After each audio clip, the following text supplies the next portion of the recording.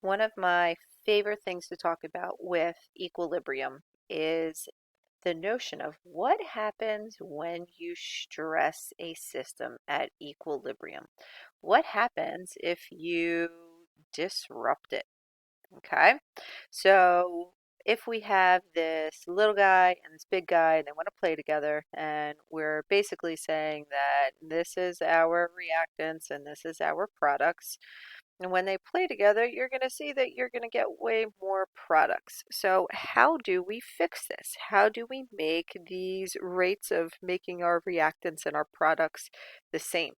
Okay, well, we are going to whisper to our friends and we're going to figure out that we can find a way to make them equal or find a way to react to what happens when we have a stress. Okay, so that is what Le Chatelier is. And this really cool name is a scientist who was a Frenchman who we are talking about what happens if you disrupt a system at equilibrium. Remember, equilibrium means that the rate of the forward is equal to the rate of the reverse reaction. So what happens if we stress it out a little bit?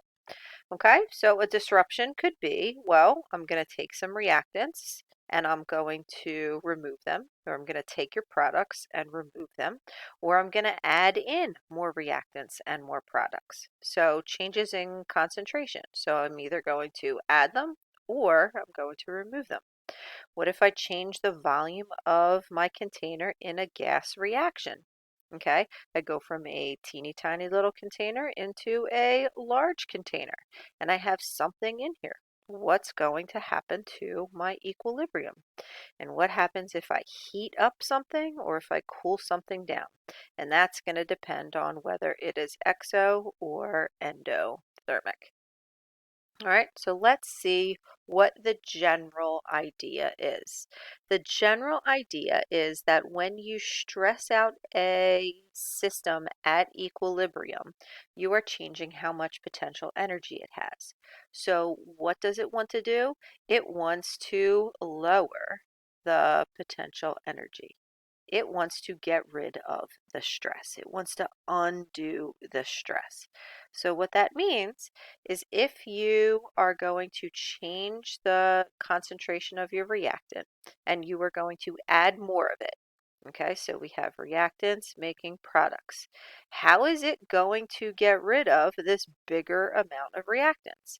It is going to temporarily shift the reaction so that all it does is make products. So it's going to consume the extra and it's going to make more products for a while. Then it reestablishes equilibrium. It doesn't stop, it reestablishes a new equilibrium. Just the equilibrium might be a little bit different. If you are going to reduce the reactant or the product, it is going to shift so that you are going to produce more of what you said you were going to do. So all of a sudden, oh, we got rid of product. I need to make more product, and it's going to shift. It basically wants to undo the stress. So star, circle, highlight this. Le Chatelier is all about the logical flow of what happens to your rates of equilibrium. All right, so let's take a couple of examples. So very, very general statements here. All right, so number one, we are going to add reactants. And remember that these guys are reactants. This is basics, I know. And these guys are products. So it's at equilibrium. We see that the rate of the forward and the rate of the reverse are going to be the same. So what happens if we add a reactant? If we add one of these reactants and we have a little bit more of that, we are going to see that we're going to have more of our reactants, so it's going to want to get rid of them. And it's going to shift to the right to produce products. Okay? Then reestablish new equilibrium. Okay? If we add products, we're going to add these guys and increase that amount. So now we have all this products. We want to make more reactants. So it's going to shift to the left. So now we are going to make reactants. And then reestablish new equilibrium. Okay? What happens if we remove a reactant? So one of our reactants, we lower that amount. Well, this is going to want to shift to make more reactants. So you want to make more of what you took away. And then it will reestablish to equilibrium. And then lastly, what happens if you remove a product? If one of these disappears, you're going to shift to make more products. So you are going to make more products, and it'll temporarily shift to the right until it reestablishes equilibrium. So you can get a system at equilibrium to go to completion or go to the point at which it stops by keep on removing either reactants or products depending on what you want to make.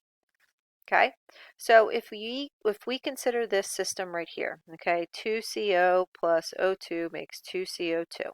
And we're going to predict what happens when we add some carbon dioxide, when we add oxygen, or when we remove our carbon monoxide. Okay, so we can see what happens when we stress out our systems. Okay, so first things first. All right, carbon dioxide gas is added. Carbon dioxide is CO2. So that is this one right here. Carbon dioxide is a product. So if I add some product, if I increase the product, it will shift to the left to get rid of the product. So my concentration of CO2 will reestablish and decrease. And then my concentrations of CO and O2, my reactants, will increase. Okay, what happens if I add oxygen gas? Oxygen gas right here is going to be a reactant. So if I increase the reactants, it's going to shift to get rid of the reactants. It's going to shift over to the right. And my concentration of CO2 will increase, and my concentration of CO and O2 will decrease. All right. And what happens if I am going to remove my carbon monoxide? So this substance right here is going to decrease. So if I decrease a reactant, it's going to shift to the right. That means my CO2 will increase, my O2 will decrease, and the CO2 will reestablish to be the same. So usually, whatever we end up stressing, we don't usually include that in what changes. So you might see it like X'd out or something like that. But here we have it all summarized so nicely for us. Okay, if you are going to increase product, it shifts away from the products.